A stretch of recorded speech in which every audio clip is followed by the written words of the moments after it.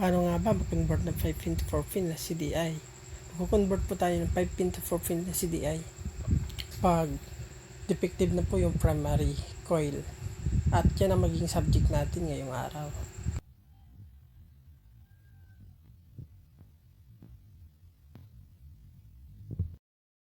Dahil battery operated na siya, magiging 4 pin na yung gagamitin natin na CDI.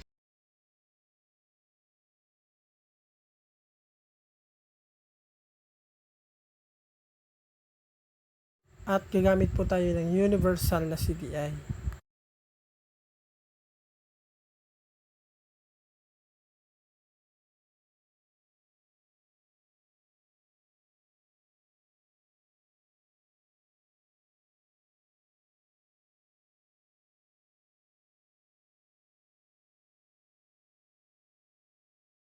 Kung napapansin nyo po, yung black and white ay pinutol ko.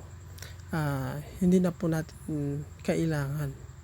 At yung black and red naman ay pinutol ko rin, pero kukuha tayo ng source doon sa may ignition key, sa may accessories niya, yung kulay black na wire.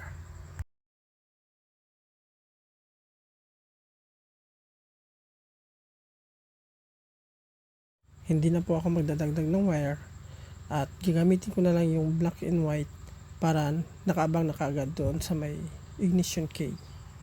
At itatap ko na lang sa black wire doon sa may susian.